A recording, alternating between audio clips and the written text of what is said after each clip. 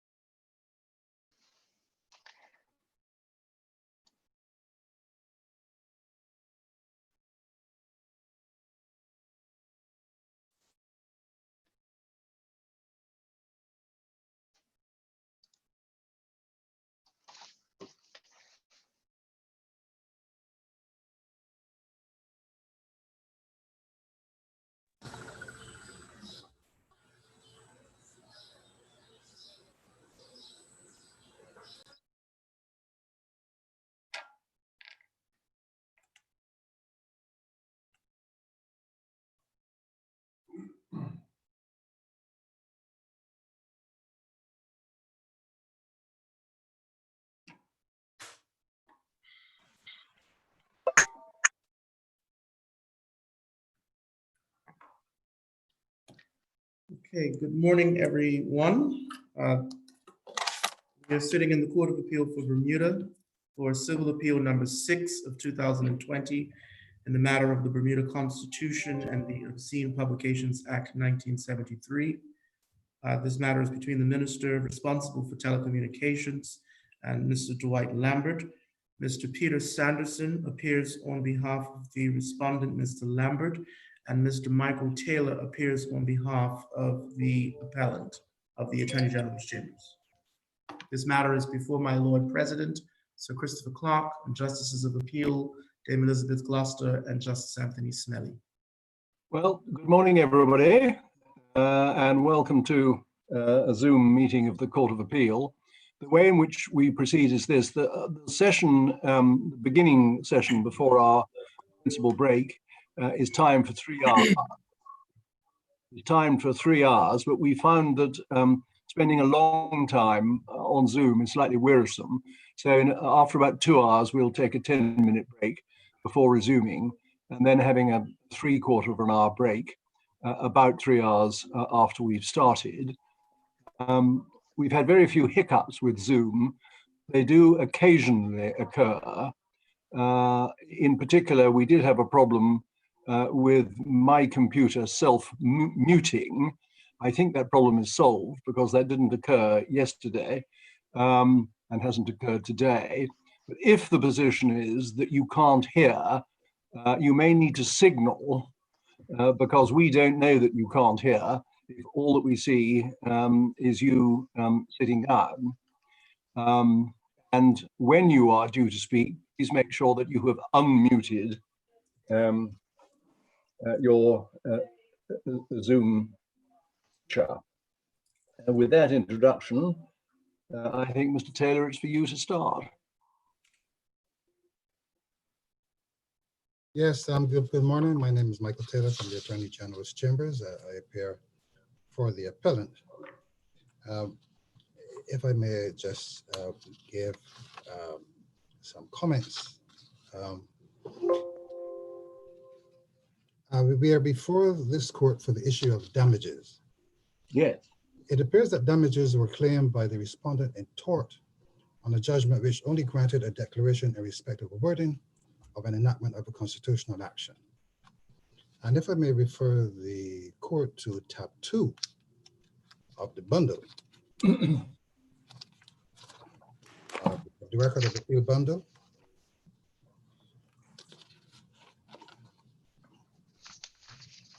And if we can go to page 2, paragraph 5. Is this the judgment of Assistant Justice Bell? Yes, yes, my lord. At that paragraph, Justice Bell says, this hearing concerned the second part of the constitutional action, namely the determination of the quantum of any redress. However, there was no judgment or order by Justice Hellman determining liability for any damages when he granted the declaration. And in that regard, I would also wish the court to turn to tab 3 of the bundle, which is the judgment of Justice Hellman. And if we can go to page 21 and paragraph 67.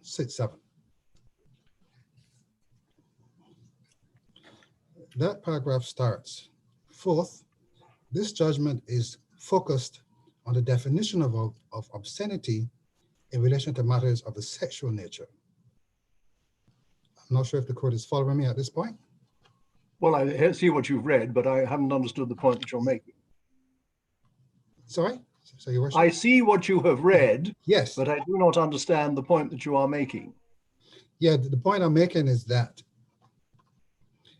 Justice Hellman made an order in relation to the definition of the act itself, but not in relation to liability of the appellant.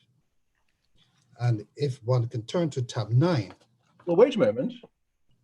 You say that he didn't decide anything on the liability. No, his judgment focused on the wording in the legislation, which he held to have been unconstitutional in relation to a particular part of that act.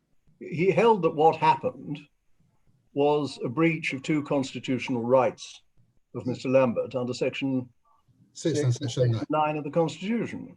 Yes, my lord. However, his judgment related to the wording of the act itself, not the actions of the DPP nor the commissioners.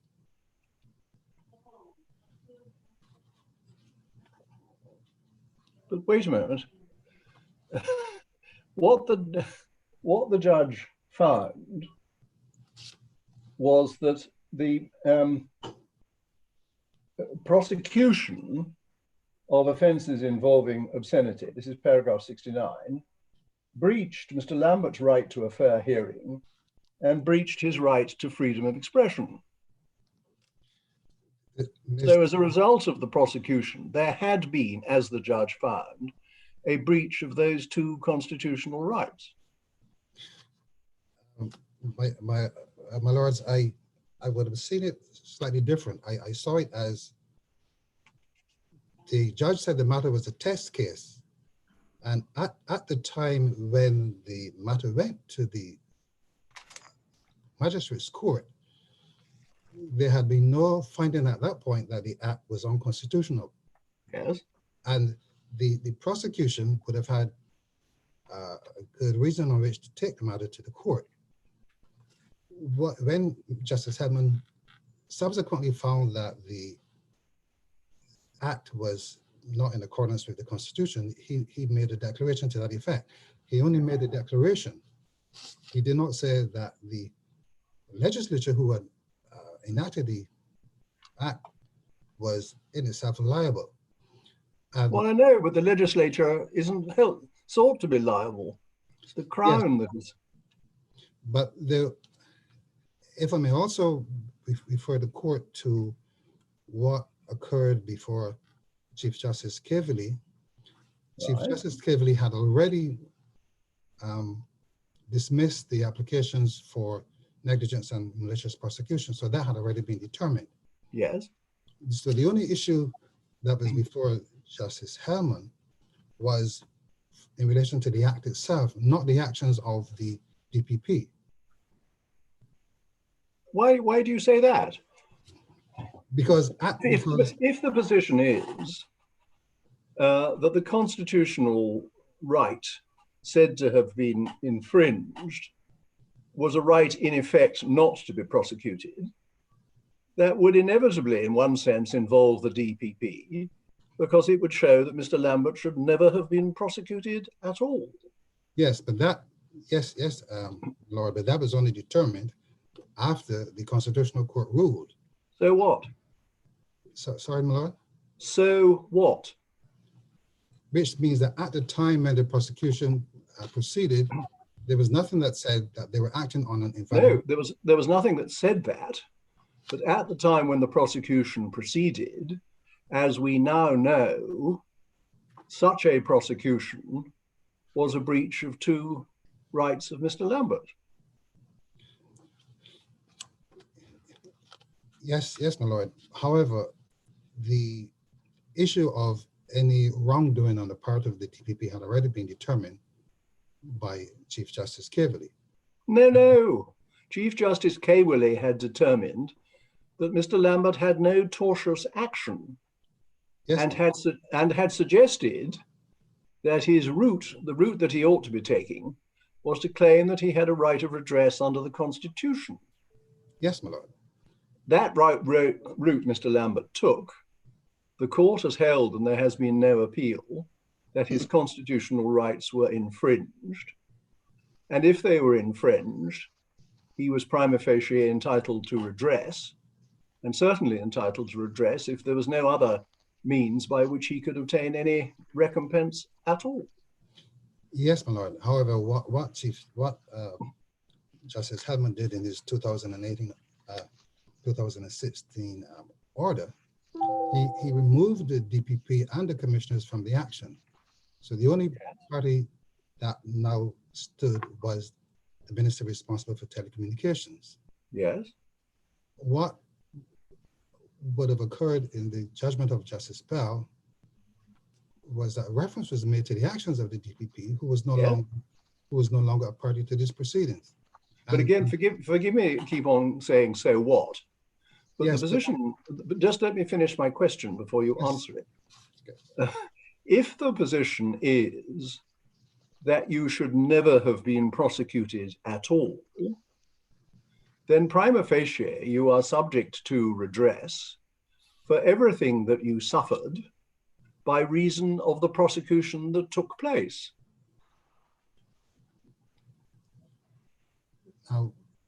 Yes, my lord. However, what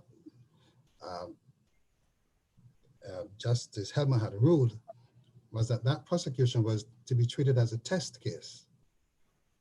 So what? I'm sorry, I keep on saying that. Yes, but Let us assume it was a test case. Yes, so That does not affect, let me finish. Sorry. Whether it was a test case or not does not affect the fact that it should never have taken place at all, because a prosecution would infringe the constitutional rights of Mr. Lambert. And I might remind Mr. Taylor, again at paragraph 69, gave declaratory relief. Yes, In my respect lord. of the two rights which have been infringed. Sorry, Mr. Taylor, can I try and understand your submission as follows? Are you saying that although Mr. Justice Hellman made a declaration that there was a breach of the respondent's rights, nonetheless, he did not declare or decide that that breach entitled Mr. Lambert to any damages? Is that the point you're making?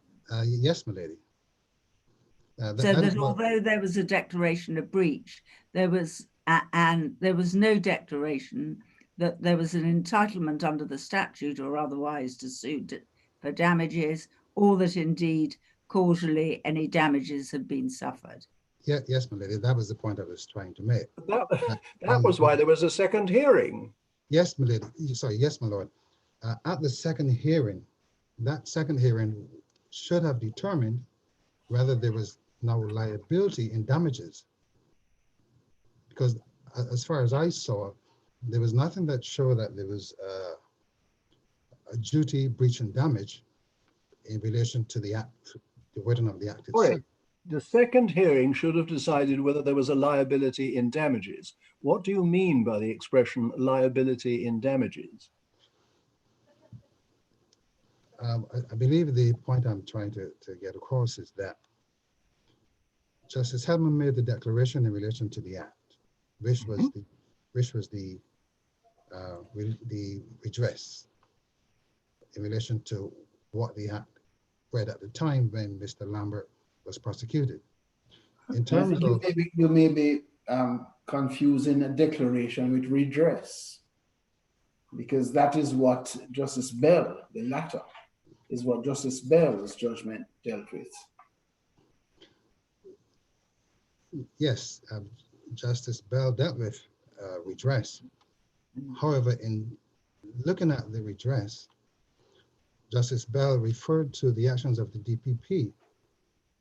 Well, yes, because the actions of the DPP were the necessary consequence of the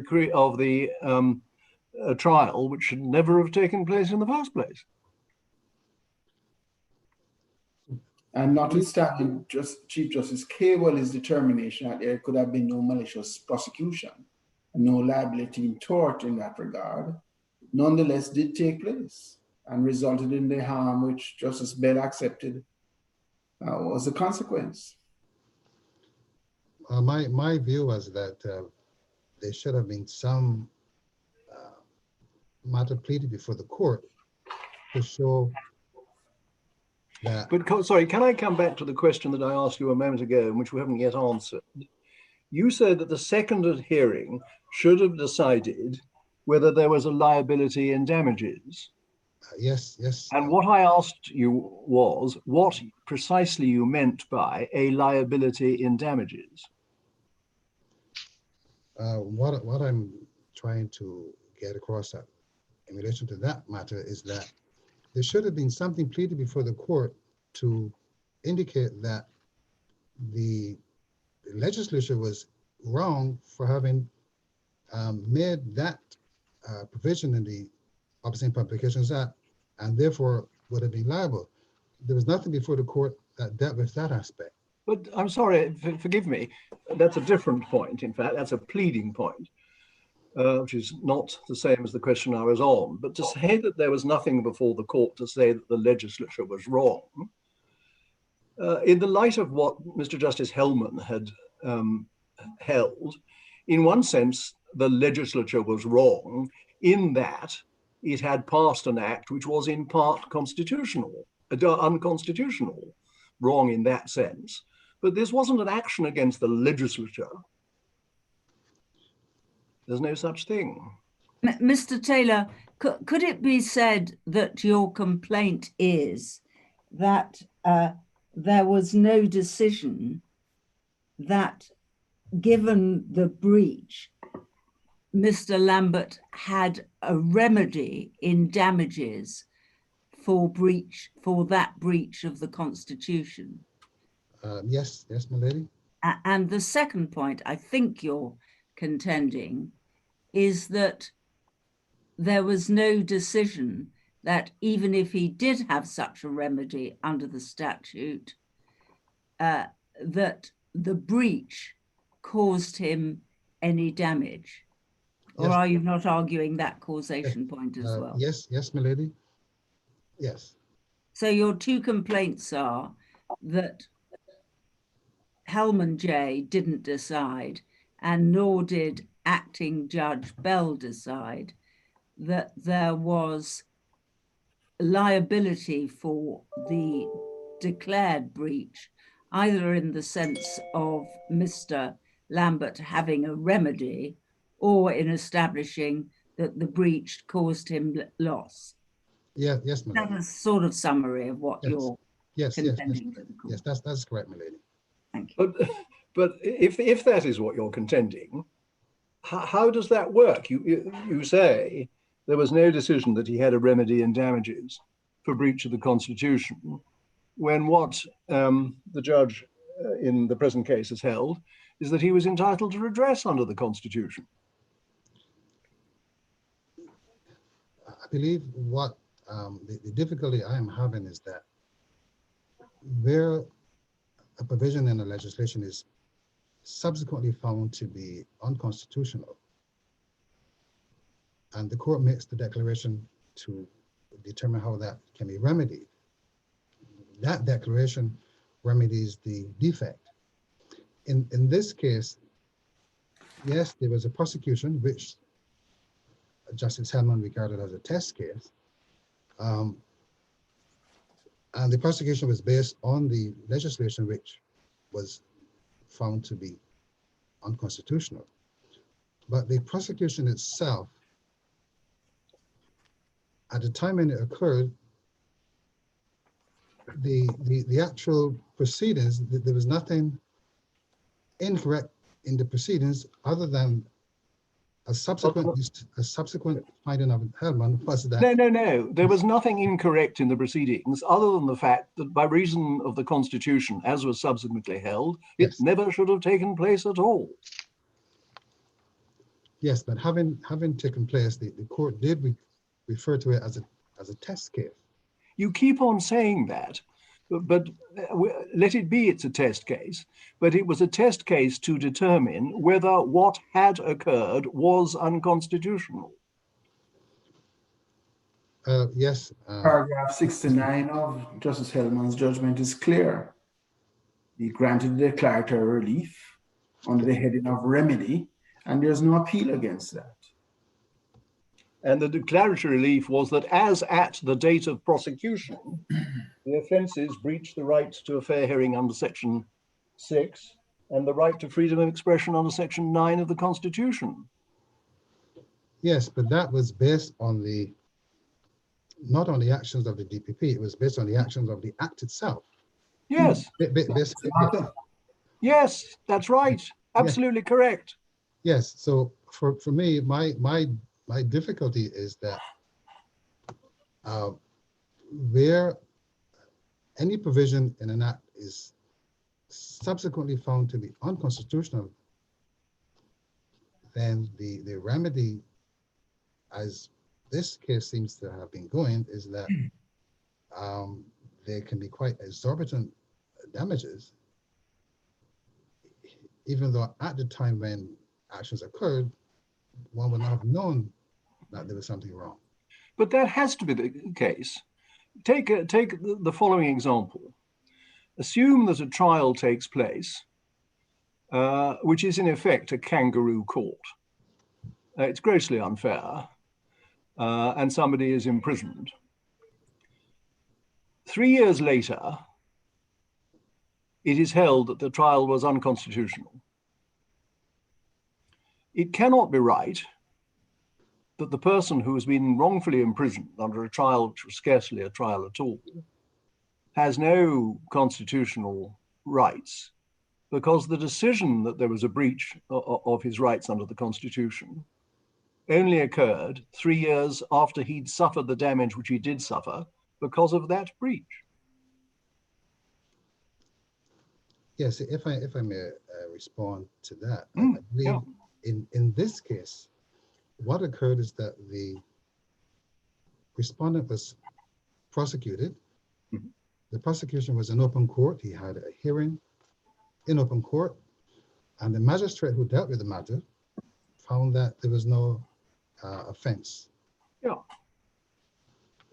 Therefore, what the respondent is saying, he suffered as a result of the media exposure. I'm not sure how the appellant should be penalized in the manner that this matter has gone.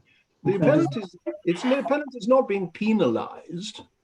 What is sought is redress and to vindicate the position of Mr. Lambert, who was put through an ordeal through which he should never have been put at all.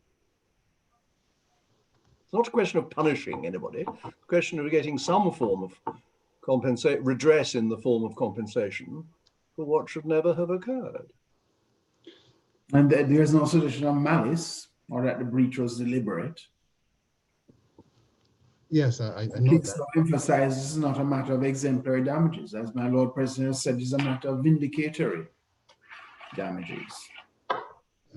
Thank you, my Lord. I also found that the acting Justice Bell also said that this one merited going to the top of the scale as well. Yeah, well, it's a different question. Yes.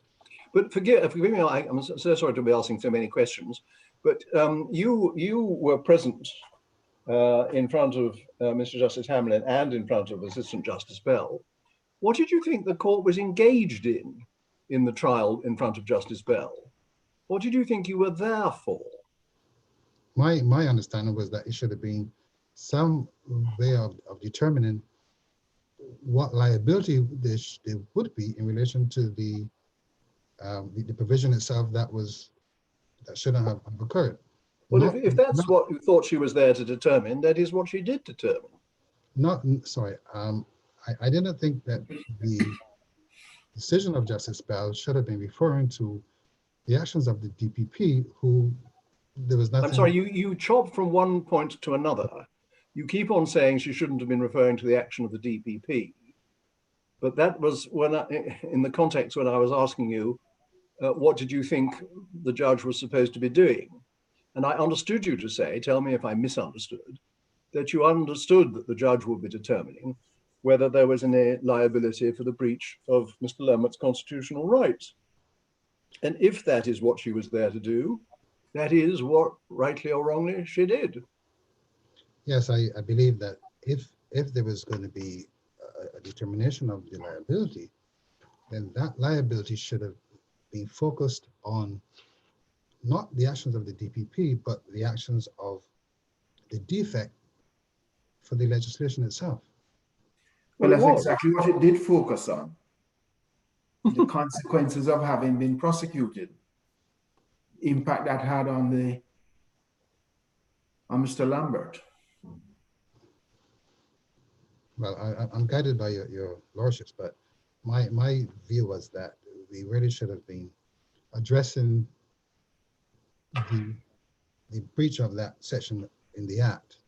But that's what, forgive me. Firstly, Mr. Justice Hellman had focused on the defects of the legislation already because he had held in effect that the relevant sections were unconstitutional. You can't get much more defective than that. And then Justice Bell, building on the decision of Mr. Justice Hellman as to why the legislation was defective, the consequence of which was that Mr. Lambert should never have been prosecuted at all, had to address her mind as to whether or not he should have any form of redress, and not entirely surprisingly thought that he should, because if your constitutional rights are infringed, very curious if you're entitled to no redress at all, and then determined what the effect of the breach of the constitutional rights had on him, what the causative effect was, and what measure of recompense would be appropriate in all the circumstances. Surely that's exactly what she was supposed to be doing.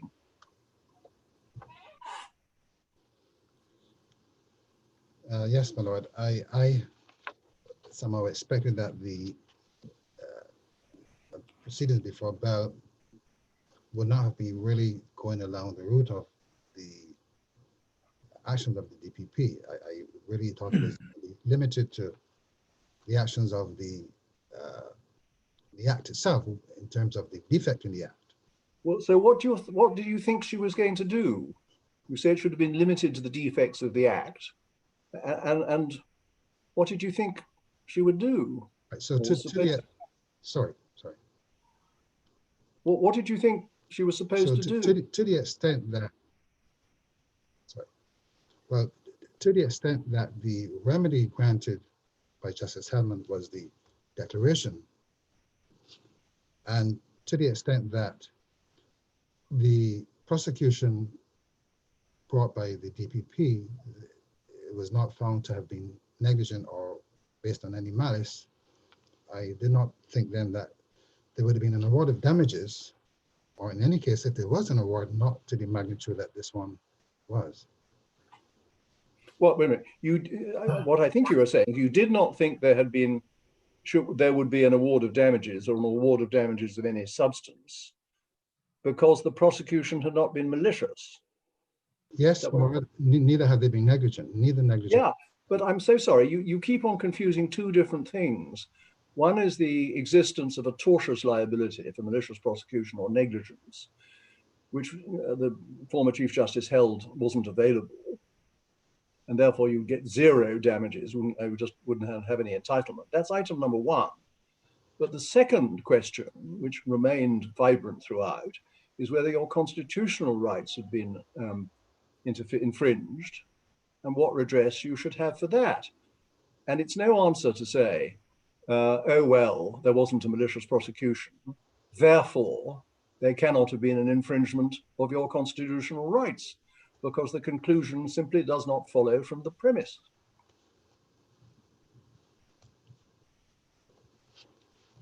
I mean, what did you submit to Justice Bell? Did you tell her, you know, she ought not to be doing any of this, or what exactly? Yes, what I was putting before the Justice Bell was that the matters that were being referred to in terms of the cases that were put, they dealt with matters that were totally different from what occurred in this case, such as false imprisonment, libel, those types of cases. Those were put before Justice Bell, which was not the same type of matter that this one was, to my mind.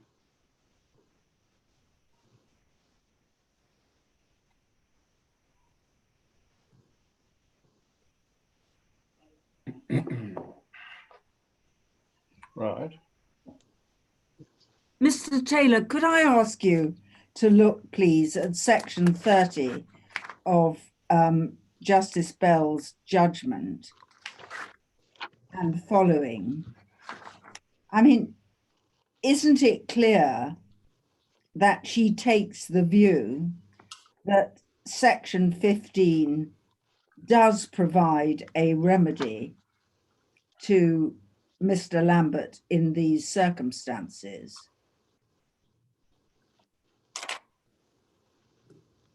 And if you go on, for example, to 34, I mean, she doesn't exactly say so, but it's clear from her reference to section 15 that she is deciding that he should have redress, and clearly the remedy is available to him, and that on the evidence, he's entitled to it because she had the evidence from Mr. Lambert before her. And it's clear from her judgment, isn't it, that she took the view that damage had indeed been caused to him. Yes, I did see that, milady. So, I mean, she's not, although I can see your basis for saying she was only looking at quantum. I mean, the reality is she refers to the statute. She's obviously read the affidavits.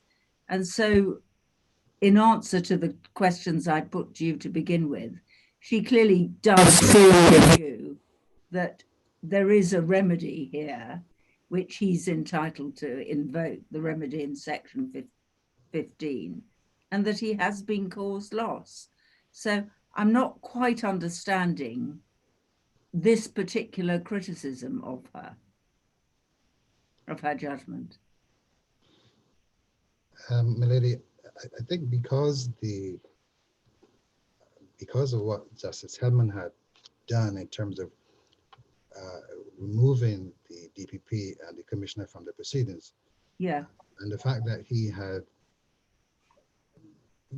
given orders to only proceed against the Minister of Telecommunications, and that, to my mind, his orders limited the focus of any damages only in relation to the act itself.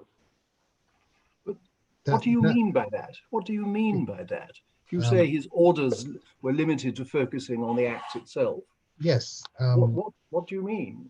If I may invite the court to tab 6. Yes. And the second page of Justice Hellman's order.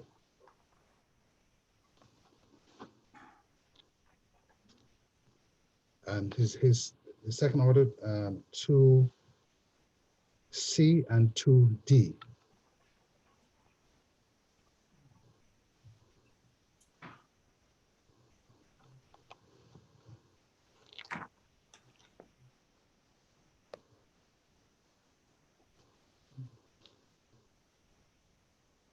In a paragraph, sorry, section 2C, Justice Hellman said leave is granted to proceed under paragraph 13 of the originating summons only. And at 2D, he said the claim for damages against the second defendant under paragraph 14 is salvaged only insofar as it relates to paragraph 13 of the originating summons. And that summons basically asked whether or not the act was unconstitutional. What tab is the summons to be found, Mr. Taylor? But the summons is that tab, sorry.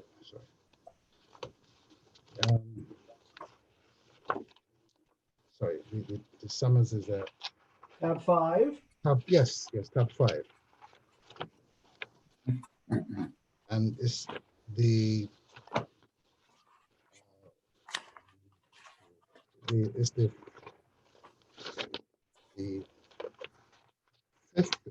fourth page.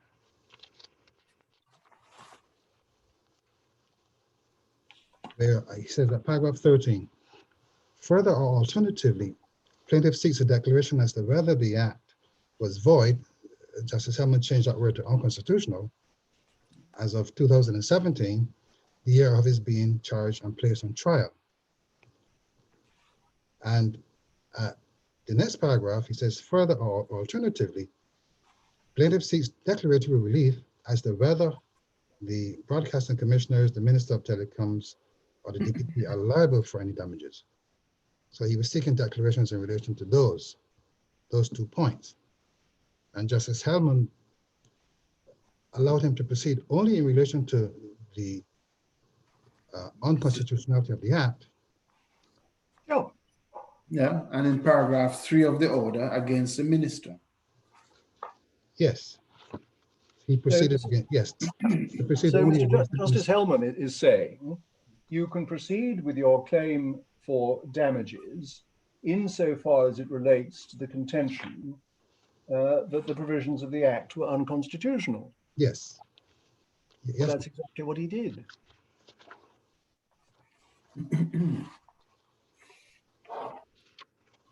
And if you turn forward to tab 7, on the 11th of January 2018, following Mr. Justice Hellman's judgment of the 24th of November 2017, he gave orders which included an order that the plaintiff should file and serve affidavit evidence regarding damages. Yes. Yes. So it's plain that what he contemplated was that there could be a claim for damages by way of redress in relation to the unconstitutionality which he had found, and he gave directions as to how damages should be addressed.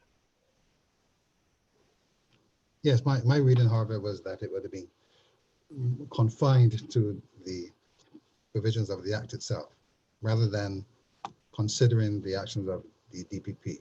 That was my. Right. Well, when what happened at the trial? There must have been a whole lot of discussion in front of Justice Bell as to the damage that the plaintiff had suffered by reason of the trial.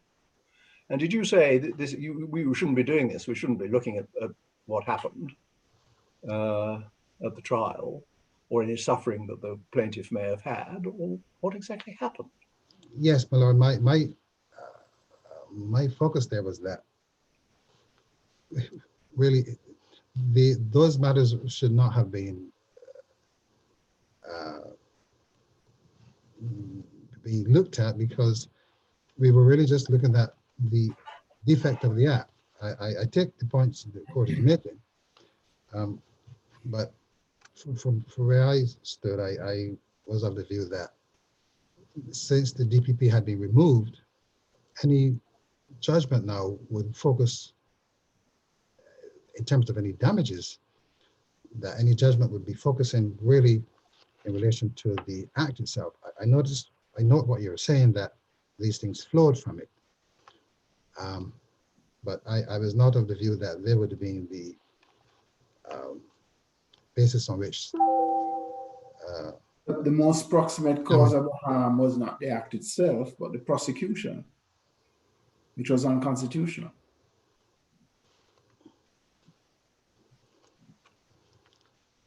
Yes, however, I believe that And I think that's why I had referred to the case of Grant and the Queen, which is at the time when the prosecution occurred, it was presumed to be constitutional. But I mean, how could any damages be, if the position is that you don't look at what the DPP did and you don't look at the prosecution that occurred, how can there be any damages other than about $3.50 focused on the act itself? Because if you dismiss from your consideration any of the consequences of the unconstitutionality of the act, awarding redress on the basis of the defect of the act itself is largely meaningless, isn't it? Well, to the extent that the DPP would have taken the matter to court as a test case and went through the trial, if, for example, the act itself had not been unconstitutional, but you would have had the same proceedings and the same result, then there would have been no claim, in my mind. Well, yes, that would have been the claim that the thing was unconstitutional. Yes. Obviously, there wouldn't be any claim if it was constitutional. Yes, but having determined after that it was unconstitutional, I'm still, I think my view is slightly different. Right. In effect, you are saying there could have been no liability for the harm because the unconstitutional was declared retroactively. Yeah, yes, my lord. And if there had been some maliciousness in the actions of the DPP, then yes, but Except, of course, this claim under the Constitution does not depend on there having been malice. Yes, my lord.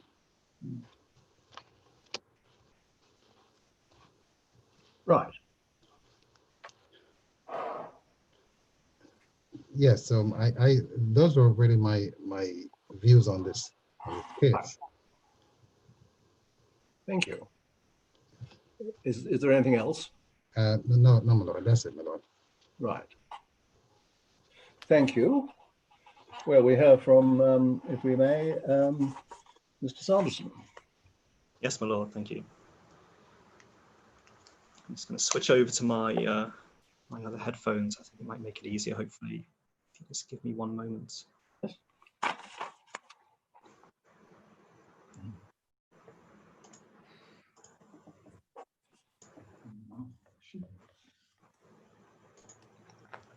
Stick with this because now it's not connecting. This is fine. Okay. I assume you can hear me okay. I can. Great, okay. Yeah, so my lords, you should have a copy of my submissions on this matter. Yes. And I'll take you through those and addressing the points that my friend has made. So the course of events below were that we had the judgment of Justice Hellman that set out, and I think clearly set out, that there were breaches of the Constitution, and it necessarily follows from that the damages may result, and that's exactly what Justice Bell, or Acting Justice Bell, then determined. My friend has raised a number of grounds in response to the judgment on damages, and I submit that most of them have no merit whatsoever. And I'll take you through those, and I submit that the judgment of Justice Bell is a very good judgment, and it's comprehensive, dealing with the issue of damages, and that ultimately I would submit that what the complaint boils down to relates to things that were not properly put before Justice Bell by my friend, and which he now seeks to complain of before the Court of Appeal when he had the opportunity, if he wished to have raised them at that stage. I'll elaborate on those points in a second. One of my friend's grounds of appeal was that there was no pleading of damages by Mr. Lambert, and that's simply not the case. His originating summons, which is at tab 5, he specifically pleaded that the 1973 Act, that's the Obscenity Act, lacks the precision that the Bermuda Constitution requires.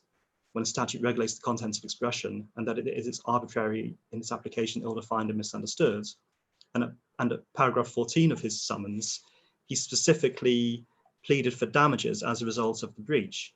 So he did plead damages from the start, and he submitted an affidavit which unusually referred to another affidavit of Mr. Taylor, where Mr. Taylor set out the factual background, and Mr. Lambert essentially said that that he accepted how the factual background set out.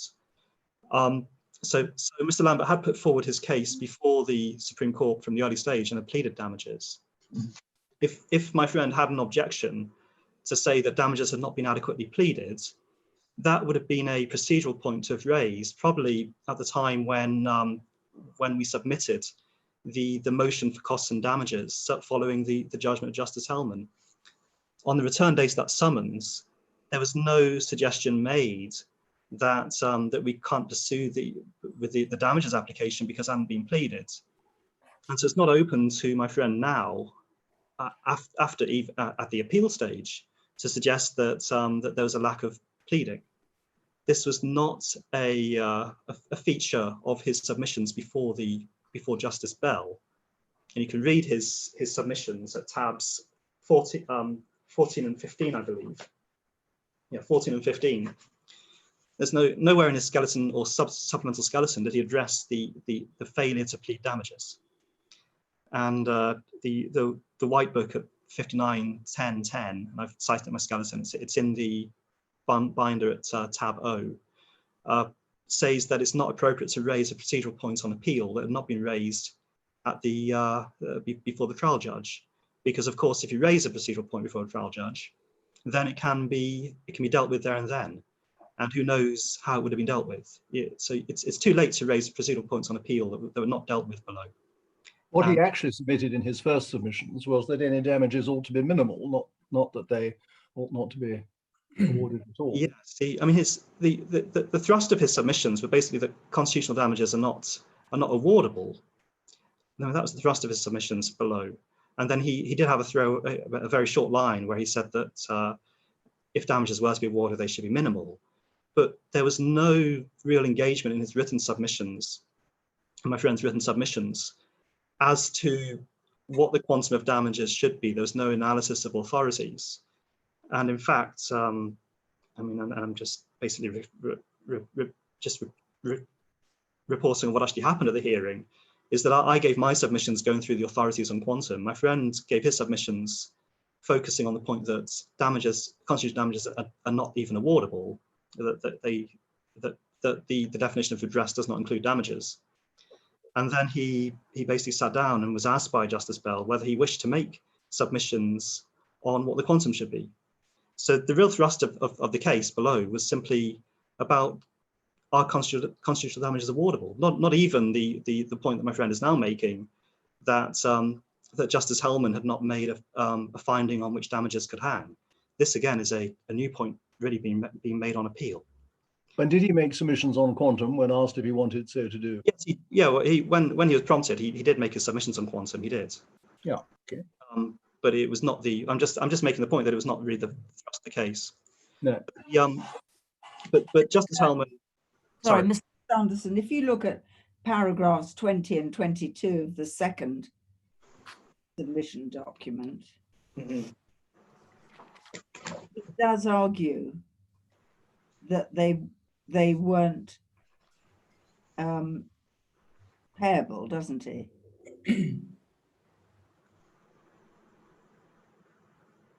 Yes, that's it. Yes, he was arguing that the damages simply do not arise at all. That constitutional damages basically don't. He was challenging the whole scheme of constitutional damages. Yeah, and in 22 as well, submitted that no claim for compensation arises. Yes. So that was the thrust of his submissions. I submit that Justice Hellman made a clear finding there being constitutional breaches, and if damages follow from that, if you've had your constitutional rights breached, then damages follow. In the Gary case at tab Q of the bundle, and this is page 179, paragraph F.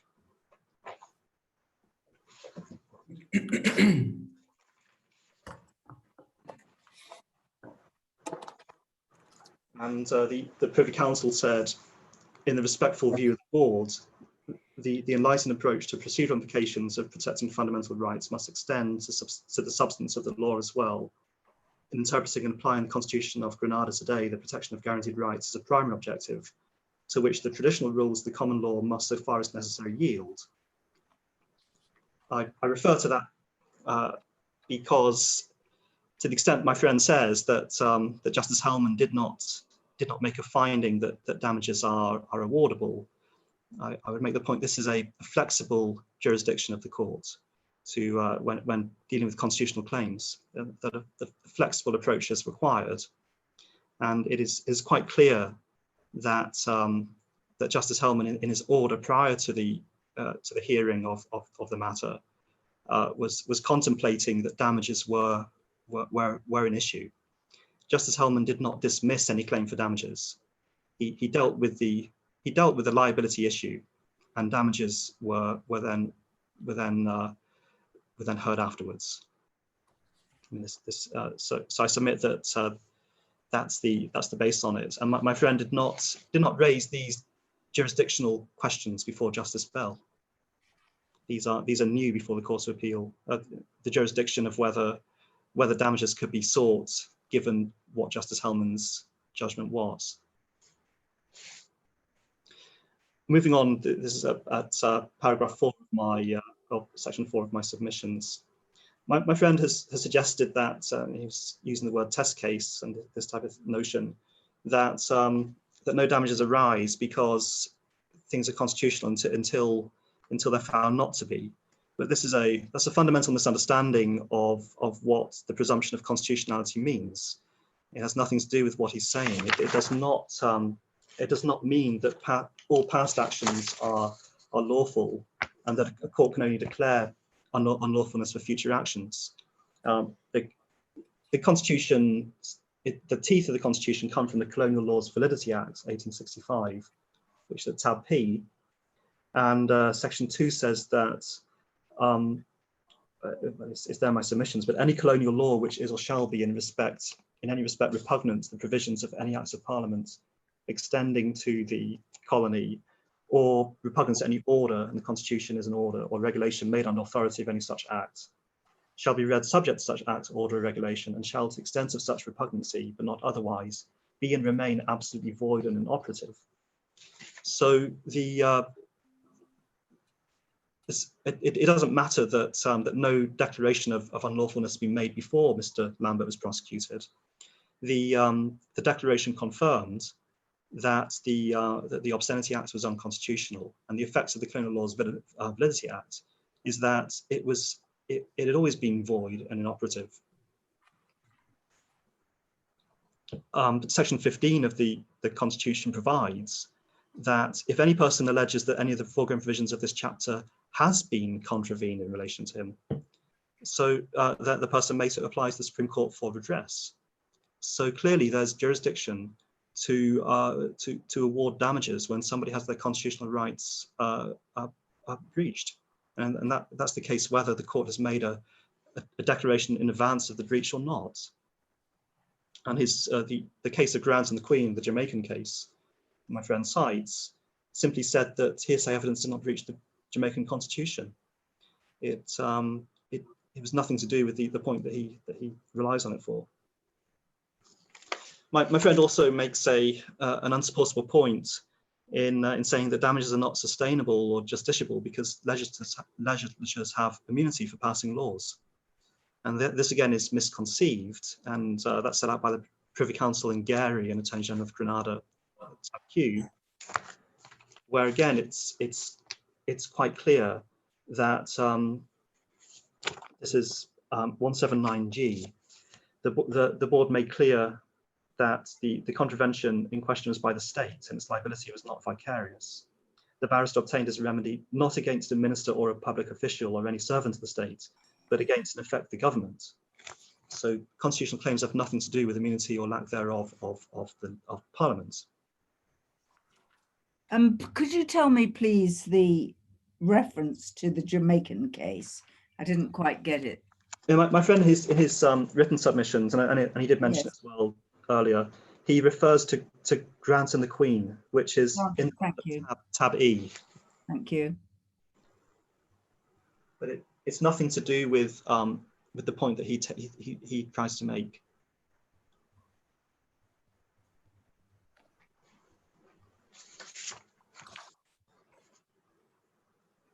And there's another ground of appeal. He didn't elaborate on it orally, but he said that acts of the Bermuda legislatures do not form part of the fundamental rights, and that Justice Bell was in error in enforcing such. And again, that shows it flies in the face of the Colonial Laws Validity Act. My friend made a point again in his submissions that to compensate Mr. Lambert would be repugnant, arbitrary, and lead to undesirable consequences, where every suspect acquitted for an offence would have a right to sue for damages. And I submit this is completely misconceived. Well, firstly, it's illogical because it's a slippery slope fallacy, and ultimately it's wrong. The claim for damages is not simply that that Mr. Lambert was acquitted of an offence and so ought to be compensated, because anybody who's acquitted ought to be compensated. It's based on the fact that he was being investigated and subsequently prosecuted under a law that was void and of no effect. I mean, I'm sure it doesn't happen very often, and that's not the normal situation. A defendant who's accused of assault goes to a trial, may have publicity regarding the trial, and is acquitted.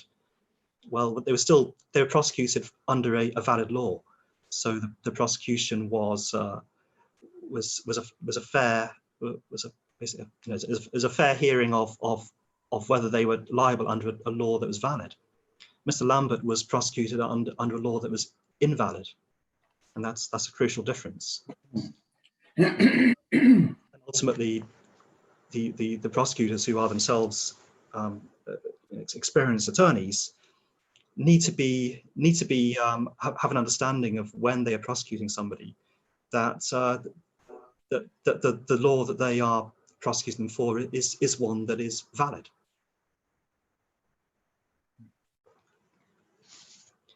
So somebody can obtain damages if they're unlawfully arrested, unlawfully imprisoned, and they can also be they claim damages if prosecuted under something which ultimately isn't law. My friend's submissions that the Bermuda Constitution doesn't provide damages for breach of the Constitution. I mean, is my friend still relying on those particular points, or he didn't seem to press it in his oral submissions? It's not. Sorry, am I to comment? Sorry. It wasn't clear to me whether you still rely on those submissions, that the damage is not available for a constitutional breach. Yes, in my submissions, I did state that damages are provided under the Constitution, and I refer to Section 5(4) of the Constitution. That's difficult to maintain in light of the Williams case, isn't it? Which is at tab T, a judgment of this court, given only 2016. Do you wish to comment on that, Mr. Sanderson? Yes, well, the Court of Appeal for sure has already held that the constitutional damages are awardable in the Williams case. But taking things even a step beyond that, the Privy Council has also held, and this is a case going back to the 1970s, that constitutions such as Bermuda's, which use the term redress, and the Bermuda Constitution says that you may apply to the court for redress at Section 15(1). The Privy Council in Maharaj has said that redress means monetary compensation in many cases. So it's just not open to somebody to argue. Well, it's not possible. It's not open to the Court of Appeal, I should say, to find that damages are not awardable when there's Privy Council authority that confirms that redress does mean monetary compensation. So even if my friend were to submit that in the Williams case, that the jurisdiction to award damages had not been argued, and so it's open to argue it today. Well, the Privy Council has said that that clearly constitutional damages are awardable in a constitution that provides for redress, because otherwise what? Redress wouldn't have to be exclusively monetary. No. It could include other things. Would you agree with that? Injunction in many cases, for a past wrong, the Privy Council said that usually compensation would be the main remedy. But of course, if there's a continuing breach, yes, the remedy may include an injunction to stop the breach, or to require the government to act in accordance with the Constitution. And there may, of course, be other more flexible remedies as well. But but for sure, redress includes compensation.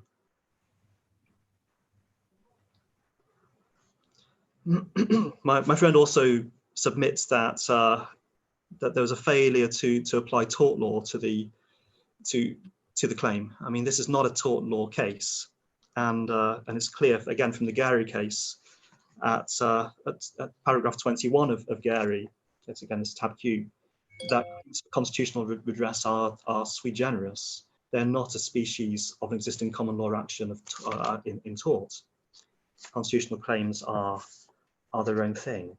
So we're not concerned with tests in tort law. We're concerned with whether there is a breach as a consequence of which somebody suffered damages. Justice Bell was satisfied that the damages pleaded by Mr. Lambert in his affidavit, which you can find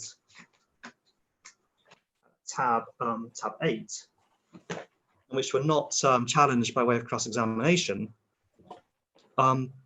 were flowed from the breach, and that he should be awarded damages based on the things that he said he had suffered.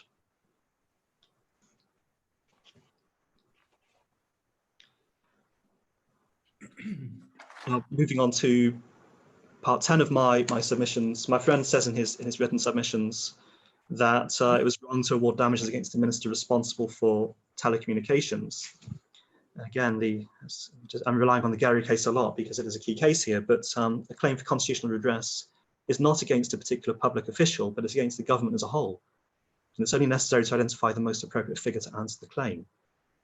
In many cases, it might have been the Attorney General who would be most, if it concerns a law that it's alleged was unconstitutional. The Attorney General might be the most conventional figure to name, but there's no prejudice in this case because, of course, the Attorney General's chambers had conduct of the defence, and so they were fully cognizant of what Mr. Lambert was claiming for. And I mean, there's local authority too. The Maharaj and Gary cases are set out the principles, and I refer you to 178F of Gary, which is paragraph 19.2.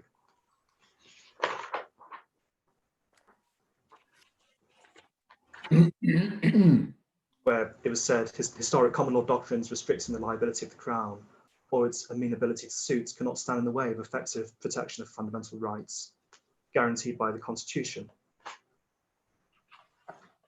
And in a local case, Chief Justice Caveley, this is Harkin and Commissioner of Police, this is tab R of the bundle. He said that when public authorities are being sued, the question of who the right defendant is may often be somewhat academic. I should paragraph is that, please? Sorry, my lady, I realised I need to give you the paragraph reference.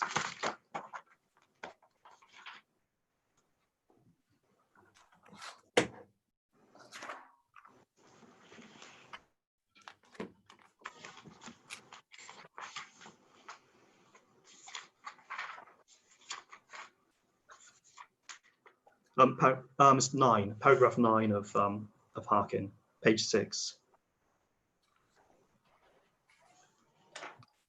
This is all rather curious because the proceedings were originally brought against the broadcasting commissioners, the minister responsible for telecommunications, and the director of public prosecutions. Yes. the broadcasting commissioners and the DPP were struck out, I think, on the request of counsel on their behalf. And the judge said that the proper defendant was the minister responsible for telecommunications. Yes, yes. It might be thought to be a bit rich in those circumstances to say, well, you can't complain of anything the DPP did because he wasn't a defendant. I mean, was any issue taken at any stage as to whether or not the minister responsible for telecommunications was the proper defendant after the other two had been struck out? Not to my knowledge, my lord, but I only came on for the damages stage. So I see. Okay. I have full familiarity with what happened before then. No, okay. But ultimately, that was a part of Justice Hellman's order, as we have seen, and there's no appeal against that. Yes, yes, my lord. And I mean, and ultimately, it's an academic question, as said by Chief Justice Caverley, because the central concern is to ensure, as Chief Justice Caverley said, the central concern is to ensure that the appropriate Crown servants responsible are able to participate in furnishing instructions and not accidentally left out in the cold. And so we're not overly concerned with which particular minister was named or continued with the case. It's I mean, ultimately it was a law that was passed by Parliament. The law was defective and found to be in breach of the Constitution. And the aim when you name parties in constitutional matters is to ensure that that the right people have notice of the claim. In this case, lots of people have notice of the claim, including previously the DPP and the commissioners. The Attorney General certainly had notice of the claim because their chambers were instructed, and also the minister responsible for telecommunications. So lots of people in government had notice of this claim, and so there was ample opportunity for them to contest it in the manner they best saw fit, and that's really what is required for these types of matters. Right.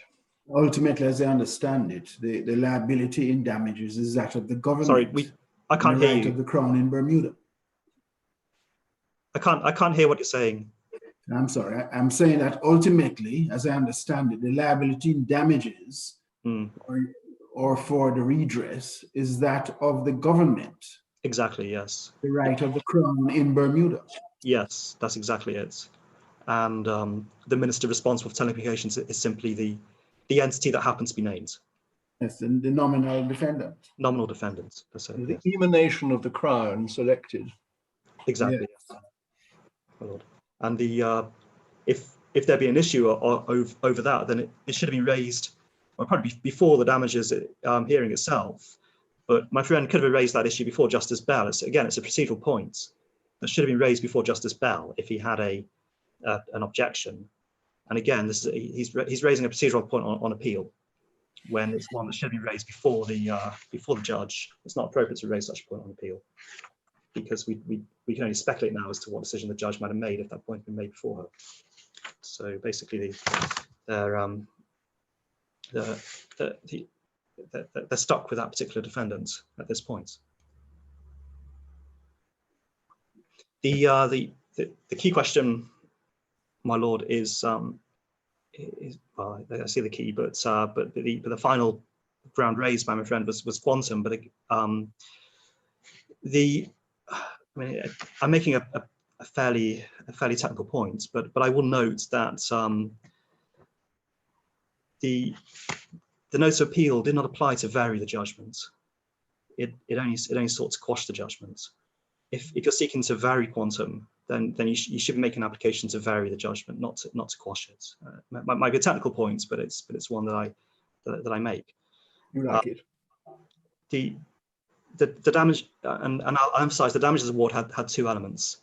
There was damages for actual distress caused, and that was damages of $100,000. And then there were constitutional damages in the amount of $25,000. And constitutional damages are separate to the actual distress damages suffered. The purpose of the constitutional damages is to vindicate the breach and to and to incentivize government to avoid future breaches.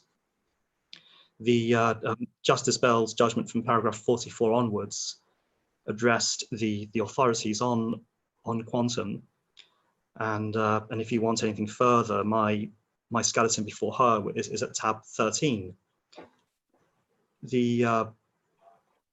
Where we go through the authorities in some detail. The damages for now, and I would also say that in my friend's grounds of appeal, he only seems to dispute the quantum of the constitutional damages, not the distress damages. And I don't know if I'm reading things too technically there, but that's what he seems to be doing. So it seems that he's only concerned with the 25,000, not the 100,000. I don't know if that's your reading, my lords. Could I just ask you something? I've just been looking at your submissions on damages, and you refer to a number of cases, Yes. including the Max Mosley case, Yes. which those of us who are in England are fairly familiar with, Mm-hmm. where 60,000 was awarded for a breach of privacy. And you say in paragraph 2.4, taking into account inflation since 2008 and doubling to give the usual conversion into Bermuda dollars, this is equivalent to $152,000 in Bermuda today. Yes. What is the rate of exchange between the Bermuda dollar and the English pound?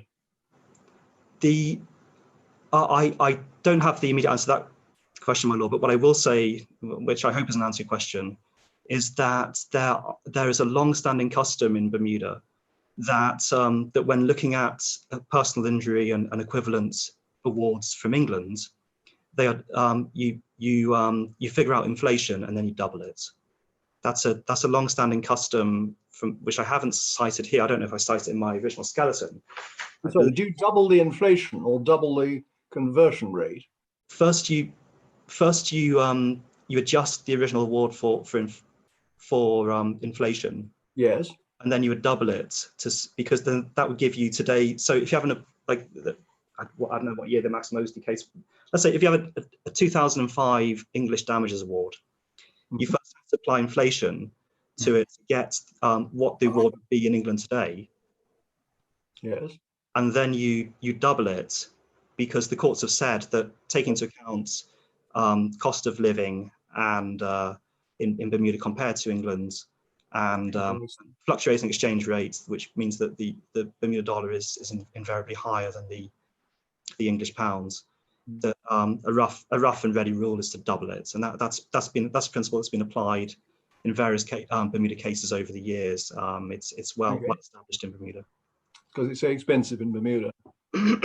Yes, it's more expensive to live here than in the UK. It certainly is. So the doubling is just a rough and ready rule rather than yes, I see. Okay. Yeah, rather than figuring out what the exchange rate might be in any particular time, it's just the doubling is what's done.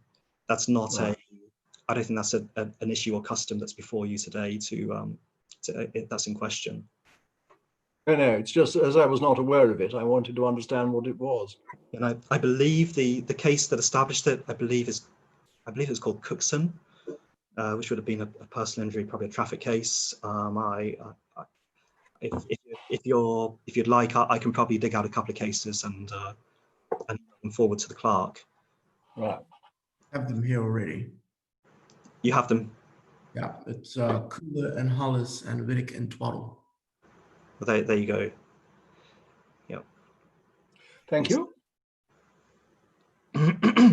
So so when you look at those English cases on ranges for distress, then the $100,000 award I would submit is squarely within the bounds of those authorities, and the $25,000 award for the constitutional damages. I mean, at this point, we have very little Bermuda authority on that point. There was the Melvin Williams case, where Mr. Williams had been given, I think, about $20,000 as a loss of earnings award, and the court then awarded him a further $5,000 for the constitutional damages. And that's just one example. The issue of damages was raised in the Court of Appeal in Williams, and at paragraph 31, the Court of Appeal said, that the Chief Justice said that what happened to Mr. Williams was not trivial, but was not as serious a breach of constitutional rights as is reflected in the executive itself terminating somebody's employment or being directly involved in the arbitrary or unlawful arrest of a citizen. In 32, in our judgment, each case depends very much on its own facts, and little is to be gained in looking at the amount of awards in other cases, particularly those in which the award was in a different currency. They were considering awards from other jurisdictions there. We cannot fault the Chief Justice's approach. Whilst $5,000 is, in our view, at the lower end of an appropriate bracket, it was not wrong in principle, nor outside what was reasonable. So in the Williams case, Mr. Williams had basically lost his job because his employer was told by government that he didn't have a work permit and it was illegal for him to work. So he had to immediately stop working. And it then took some months to get his money back for the time for the case to be determined. And so that was the nature of the breach in that case. And that was a $5,000 award, which the Court of Appeal said was on the low side, but not to be disturbed. In this case, what we have is a $25,000 award for the constitutional damages. In terms of what Mr. Lambert suffered, his the personal embarrassment, humiliation, exposure over an extended period that he went through was I would submit more significant than in the Williams case, and that the $25,000 award, but again, is not to be disturbed. There's a long-standing principle as to when an appellate court should interfere with an award of damages, and this was set out in a 1930s English Court of Appeal case of Flint and Lovell. This has been approved by the Privy Council on a number of occasions, most recently, I believe, in Cadets, Car Rentals, and Pinder in 2019. And paragraph 7 of that case, the Privy Council said, this court will be disinclined to reverse a finding of a trial judge as the amount of damages merely because they think that if they had tried the case in the first instance, they would have given a lesser sum. In order to justify reversing the trial judge on the question of the amount of damages, it will generally be necessary that this court should be convinced either that the trial judge acts on some wrong principle of law, or that the amount awarded was so extremely high, and these are, I would submit, important words, so extremely high or so very small, so as to make it in the judgment of this court an entirely erroneous estimate of the damages to which the plaintiff is entitled. So appellate courts should not get involved in adjusting awards of lower courts if it's within an acceptable range, because otherwise it encourages people to commence appeals over such issues, and appellate courts end up having to deal with issues on appeal of sums of money which are maybe not significant in the grand scheme of things. And so I submit that a $25,000 award, even if the court were to find is on the high side of what should be acceptable, is not an amount that should be interfered with. It's not so extremely high that that it's an erroneous estimate. It's within the acceptable range of what a trial judge is entitled to award based on the evidence before her.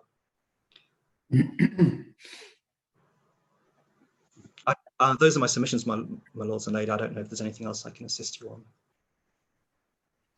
on. Not so far as I'm concerned, but I don't know whether either of my colleagues has any questions. Not for me, Thank you. Thank you very much. Thank you. Taylor, is there anything you wish to say in reply? Yeah, yes, my lord. Yes, thank you. Yes. Just some minor points. The reference was made to the Geary case, which dealt with an issue of property being seized, and the Mirage case was also one dealing with being committed to prison, which is not what occurred in this case. In relation to quantum,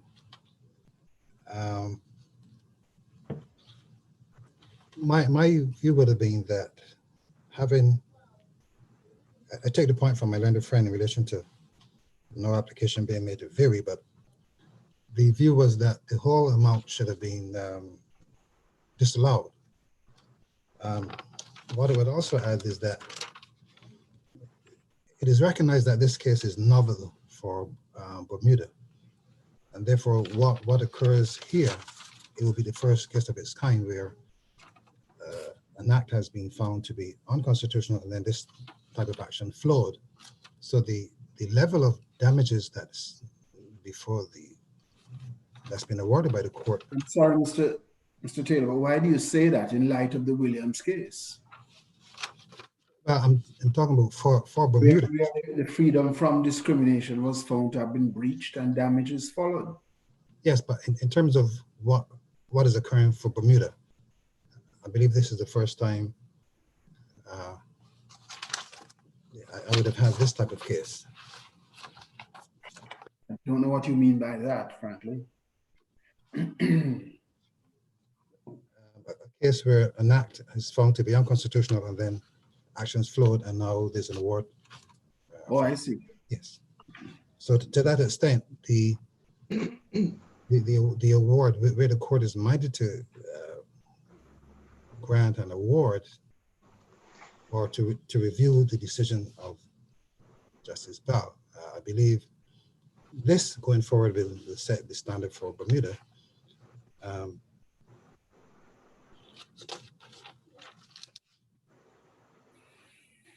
And obviously, I don't think the issue of who is the defendant is that critical, whether it's the Attorney General or the Minister. But obviously, what the government would have to be minded of is that the actions of the legislature obviously will be impacted by this decision as well. I believe the drafters would have done the best they did when they drafted the laws.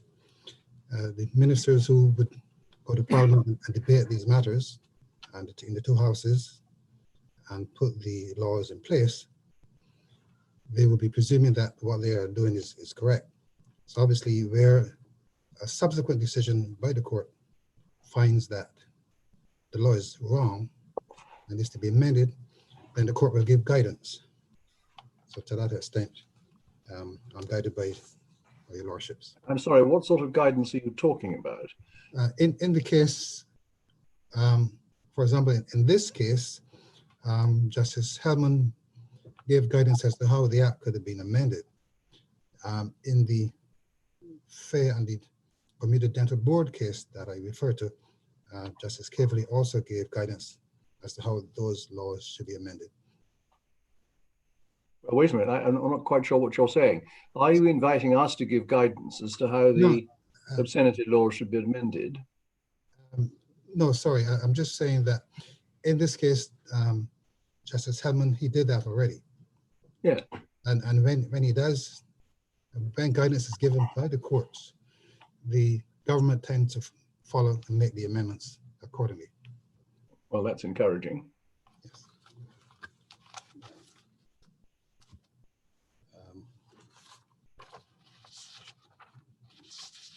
So I believe that's my. Thank you very much. Thank you. Right.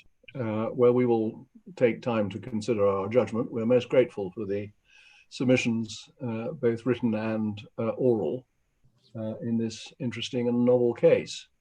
What will happen now is that the three of us will depart from the screen in order to communicate with each other. If Coelho can explain to us or set in motion the means by which we do so.